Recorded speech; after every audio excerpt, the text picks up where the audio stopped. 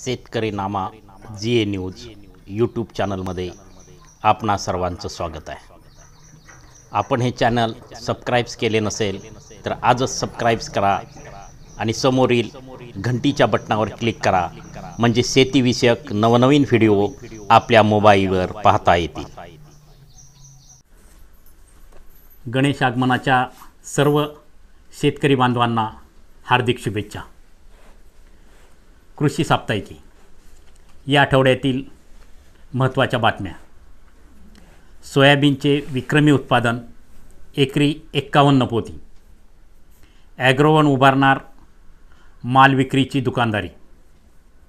कृषी पंपासाठी गावातच वीज निर्मिती, पुरंदर तालुक्यात उभा राहणार वीज प्रकल्प। ऊसाच्या FRPत 100 रुपयांची वाढ। सहकारी बँकांचे संरक्षण करा, पवारसाहेबांचे पंतप्रधानांना पत्र। आता सोलापुरातून धावणार किसान रेल।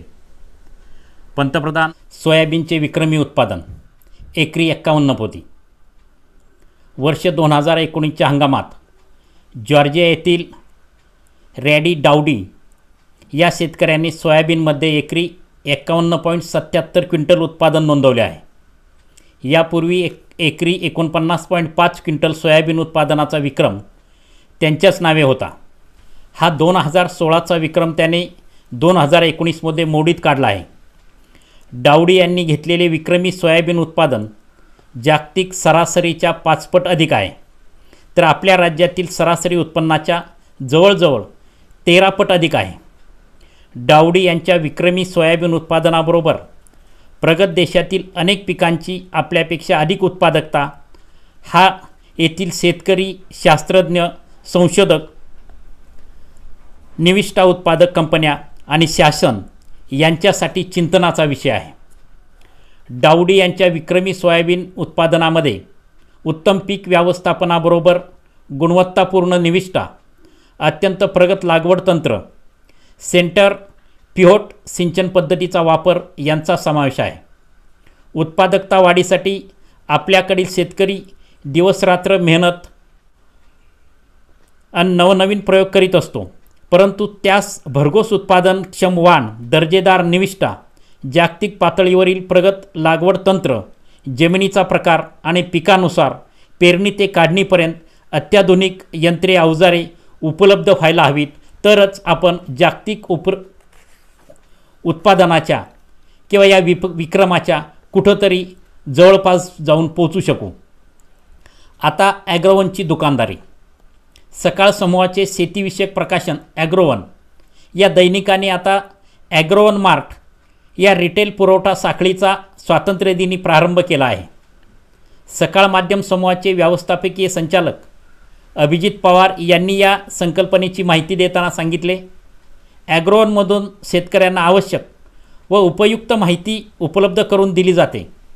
ॲग्रोवनच पुढचं पाऊल म्हणजे ॲग्रोवन मार्ट, याद्वारे शेतीशी संबंधित पूर्ण इकोसिस्टीम उभी करण्याचा आणि शेतकऱ्याला टप्प्याटप्प्याने सर्व पातळ्यावरील सोयी सुविधा पुरवण्याचा आमचा मानस आहे। ॲग्रोवन मार्टच्या माध्यमातून शेती आणि दुग्ध व्यवसायासाठी लागणारे सर्व काही एकाच छताखाली उपलब्ध करून देण्यात आले आहे।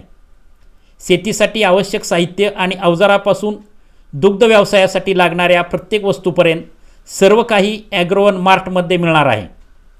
शेतकरी, दूध उत्पादक आणि पशुवैद्यकीय सेवा पुरवणाऱ्यांना जोडणारा दुवा म्हणून ॲग्रोवन मार्ट काम करणार आहे। कृषी पंपासाठी गावातच वीज निर्मिती। पुरंदर तालुक्यातील कोळविरे गावात होणार मुख्यमंत्री सौर कृषी वाहिनी प्रकल्प। मुख्यमंत्री सौर कृषी वाहिनी योजनेअंतर्गत कोळविरे तालुका पुरंदर येथे हा प्रकल्प उभारला जाणार आहे। त्यामुळे परिसरातील शेतकऱ्यांना शेतीपंपासाठी गावातच वीज तयार होणार आहे। या सौर ऊर्जा प्रकल्पासाठी 50 कोटी रुपये खर्च होणार आहेत। यासाठी केंद्र व राज्य सरकारच्या निधीतून प्रकल्पाची उभारणी होणार आहे।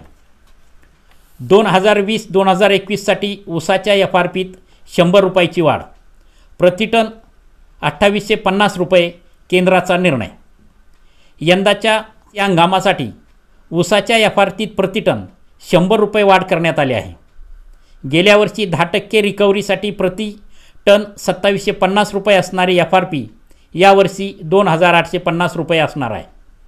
पंतप्रधान नरेंद्र मोदी यांच्या अध्यक्षतेखाली बुधवारी 19 तारीख झालेल्या केंद्रीय मंत्रिमंडळाच्या बैठकीत वाढीव FRPवर शिक्कामोर्तब करण्यात आले आहे.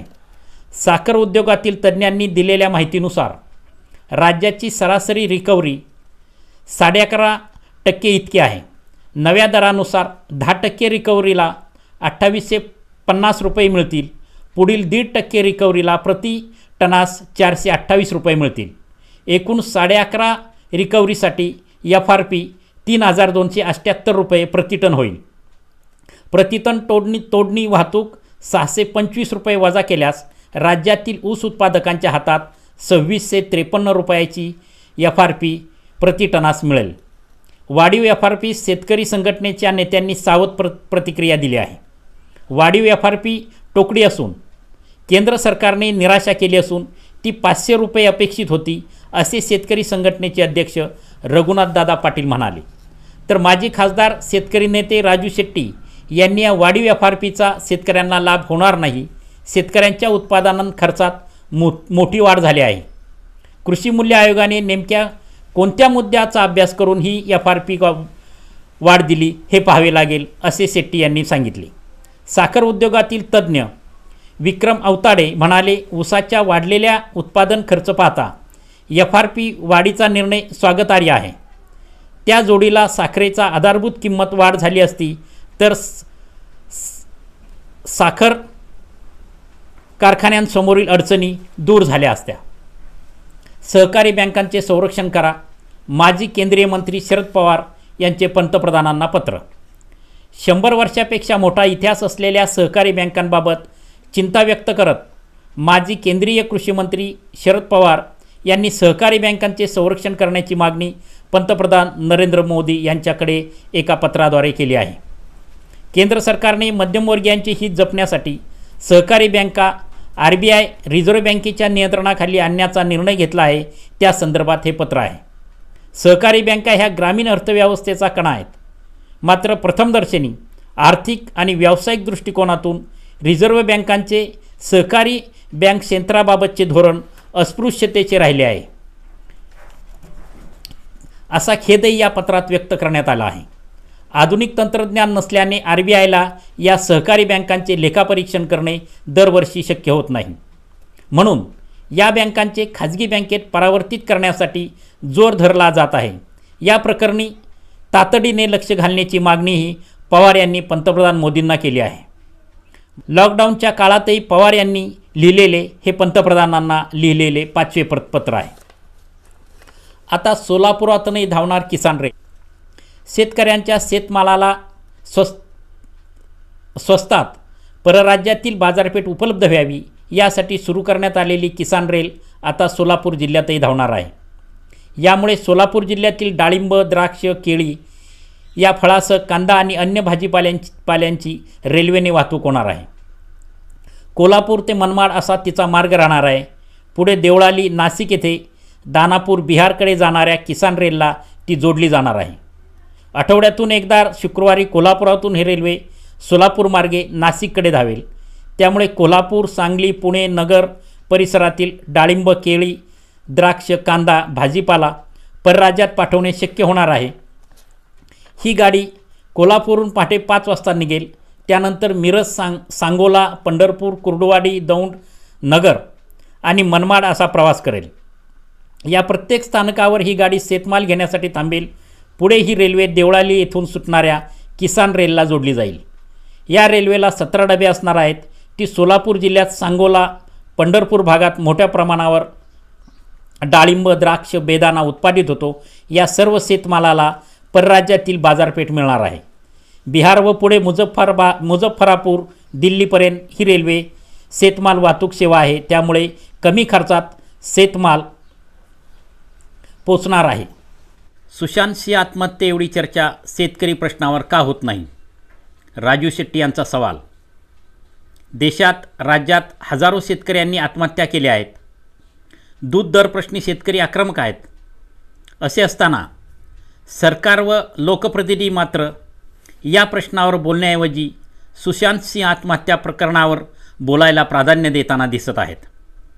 सुशांत सिंह आत्महत्येएवढी शेतकरी आत्महत्या दूध दरवाढीवर चर्चा का होताना दिसत नाही, असा सवाल माजी खासदार राजू शेट्टी यांनी उपस्थित केला आहे. दूध दराच्या प्रश्नावर नगर येथे मोर्चासाठी आलेल्या श्री शेट्टी यांनी गुरुवारी संवाद साधला. त्यावेळी त्यांनी हा सवाल उपस्थित केला.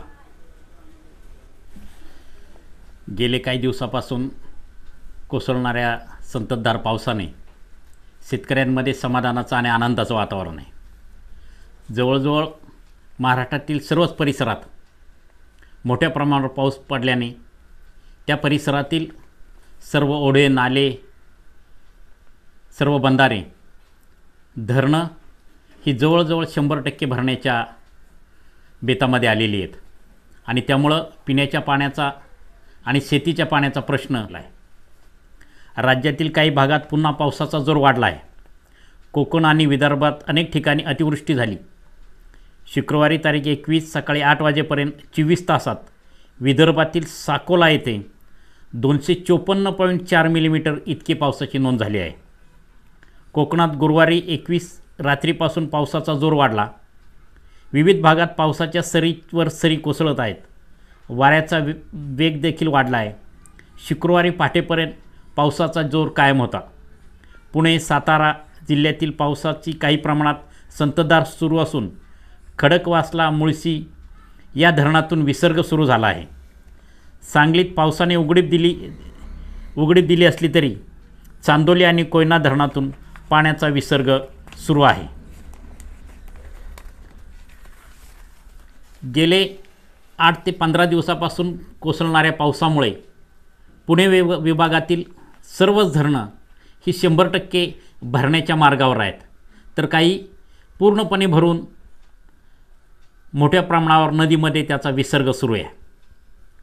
पुणे विभागातील धरणांची स्थिती पुढीलप्रमाणे: माणिकडोह 34%, डिंबे 83%, घोड 72%, चास कमान 83%, भामा आसरखेड 78%, पवना 82%, मुळशी धरण 100% भरलेलं आहे, टेमघर 70%, वरसगाव 93%, पानशेत 100% भरलेलं आहे, खडकवासला 100%, नीरा देवधर 93%, भाटघर 100%, वीर 100%, उजनी 85%, धोम 93%, कनेर 89%, दूधगंगा 92%, राधानगरी 99%, उरमोडी 94%, कोयना 88% आणि वारणा 91%.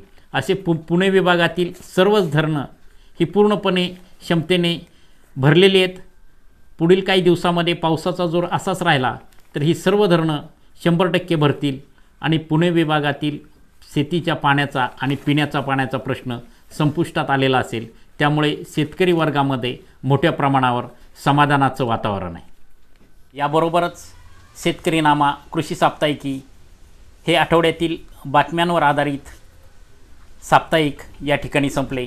अजूनही आपण शेतकरी नामा GA न्यूज हे यूट्यूब चॅनल सबस्क्राईब केले नसेल तर आजच सबस्क्राईब करा, म्हणजे नवनवीन व्हिडिओ तुम्हाला तुमच्या मोबाईलवर पाहता येतील आणि शेतीविषयक नवनवीन घडामोडी आपल्याला घरबसल्या पाहता येतील.